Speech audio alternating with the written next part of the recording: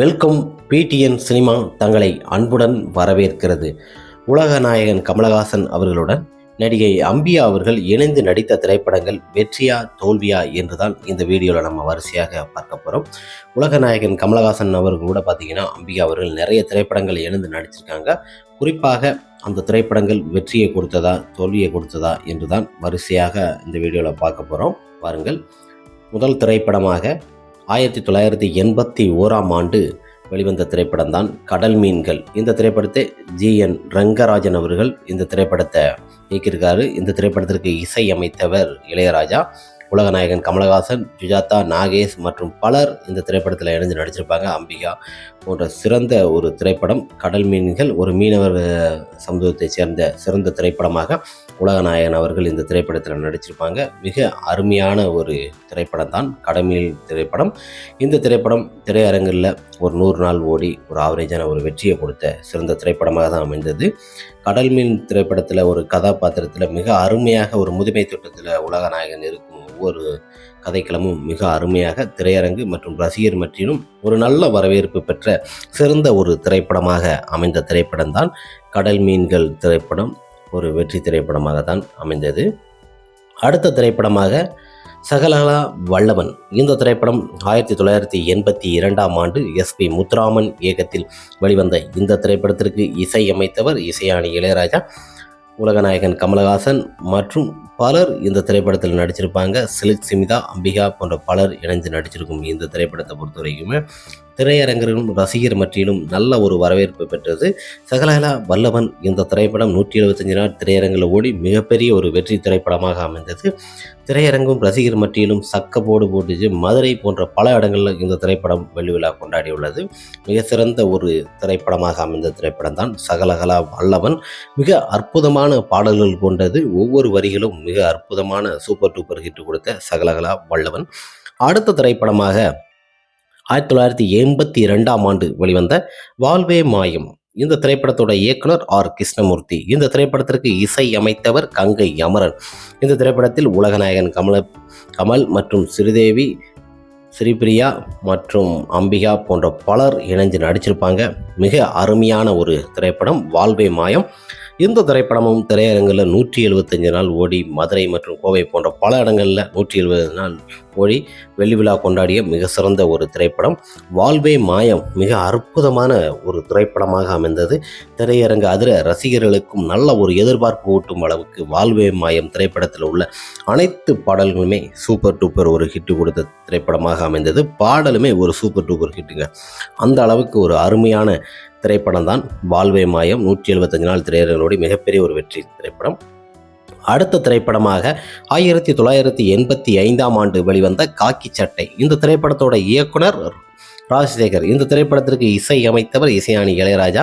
இந்த திரைப்படத்தில் உலகநாயகன் கமலஹாசன், அம்பிகா மற்றும் மாதேவி போன்ற பலர் இணைந்து நடிச்சிருப்பாங்க.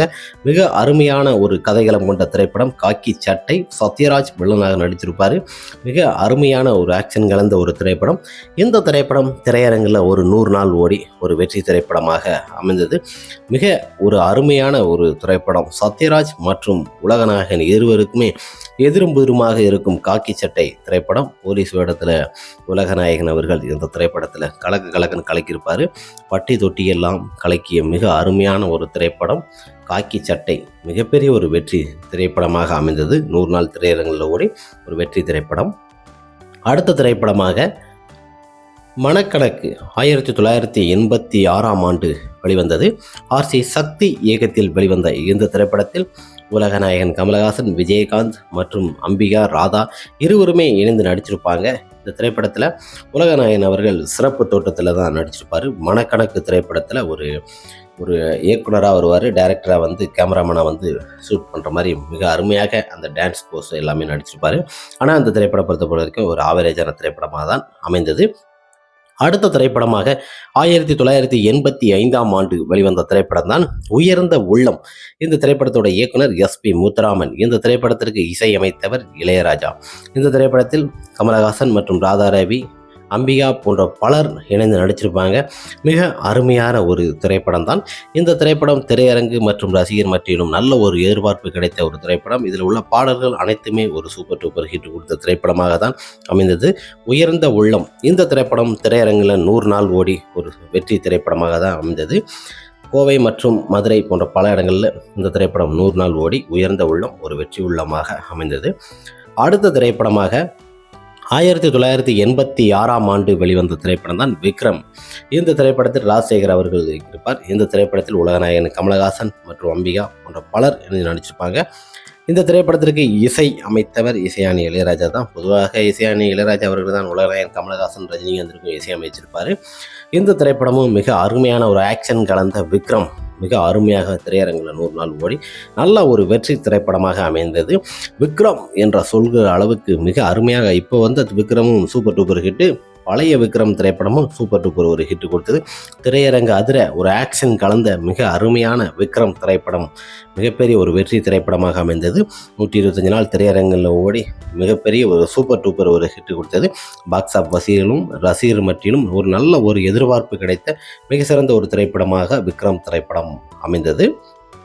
அடுத்த திரைப்படமாக 1986 வெளிவந்த திரைப்படம் தான் நானும் ஒரு தொழிலாளி என்ற திரைப்படம். சி.வி. ஸ்ரீதர் இயக்கத்தில் வெளிவந்த இந்த திரைப்படத்திற்கு இசையானி இளையராஜா அவர்கள் இசையமைத்திருப்பார். இந்த திரைப்படத்தில் உலகநாயகன் கமலஹாசன் மற்றும் அம்பிகா போன்ற பலர் இணைந்து நடிச்சிருப்பாங்க. நானும் எந்த தொழிலாளி என்ற திரைப்படம் இந்த திரைப்படம் ரசிகர் மத்தியிலும் மக்கள் மத்தியிலும் ஒரு எதிர்பார்ப்பு அதிகமாகவே இருந்தது. இந்த திரைப்படம் பார்த்திங்கன்னா சராசரியாக அவ்வளோ நாள் ஒன்றும் ஓடலை, ஒரு 50 நாள் தான் திரையரங்கில் ஓடி இருக்கு. நானும் ஒரு தொழிலாளி என்ற திரைப்படம் ஒரு தோல்வி திரைப்படம் தான் சொல்கிறாங்க. நானும் ஒரு தொழிலாளி ஒரு ஆவரேஜான ஒரு திரைப்படம் தான். அடுத்த திரைப்படமாக 1987 வெளிவந்த திரைப்படம் தான் காதல் பரிசு. இந்த திரைப்படத்தோட இயக்குனர் ஜெகநாதன் இயக்கத்தில் வெளிவந்த இந்த திரைப்படத்திற்கு இசையானி இளையராஜா அவர்கள் இசை அமைத்திருப்பார். இந்த திரைப்படத்தில் உலகநாயகன் கமலஹாசன், அம்பிகா, ராதா அக்கா தங்கை இருவருமே இணைந்து நடிச்சிருப்பாங்க. இந்த திரைப்படம் திரையரங்கில் பார்த்தீங்கன்னா ஒரு ஆவரேஜான ஒரு திரைப்படமாக தான் நமது. காதல் பரிசு ஒரு 100 நாள் தான் ஓடி இருக்கு. மிக அருமையான ஒரு திரைப்படம். பாட்டு ஃபைட்டு எல்லாமே மிக அற்புதமாக அமைந்த ஒரு திரைப்படம் தான் காதல் பரிசு. நல்ல ஒரு சிறந்த பரிசாக அமைந்த திரைப்படம் தான் காதல் பரிசு திரைப்படம். ஒரு கலக்கலான ஒரு மசாலா கலந்த திரைப்படம் என்பதை விட மிக அருமையாக இந்த திரைப்படம் திரையரங்கில் 100 நாள் ஓடி ஒரு வெற்றி திரைப்படமாக தான் அமைந்தது. உலகநாயகன் மற்றும் அம்பிகா திரைப்படங்கள். ஓகே ஃப்ரெண்ட்ஸ், உலகநாயகன் கமலஹாசன் அவர்களுடன் அம்பிகா அவர்கள் இணைந்து நடித்த திரைப்படங்கள் வெற்றியா தோல்வியா என்றுதான் இந்த வீடியோவில் நம்ம வரிசையாக பார்த்தோம். உங்களுக்கு பிடிச்ச நிறைய திரைப்படங்கள் இருக்கும், கமெண்ட் பாக்ஸில் கமெண்ட் பண்ணுங்கள். ஏதாவது திரைப்படங்கள் அம்பிகா இணைந்து நடித்த திரைப்படங்களை விட்டுருந்தோம்னா கமெண்ட் பாக்ஸில் கமெண்ட் பண்ணுங்கள். தமிழில் மட்டும்தான் எடுத்திருக்கோம், மற்ற மொழியில் இணைந்து நடித்த திரைப்படங்கள்லாம் நான் அந்த வீடியோவில் எடுக்கலை. உலகநாயகன் அவர்களோட அம்பிகா தமிழில் மட்டும் இணைந்து நடித்த திரைப்படங்கள் வெற்றியா தோல்வியா என்று தான் பார்த்தோம். ஏதாவது விடுபட்டிருந்தால் கமெண்ட் பாக்ஸில் கமெண்ட் பண்ணுங்கள். நெக்ஸ்ட் ஒரு வீடியோவில் பார்க்கலாம். பாய்.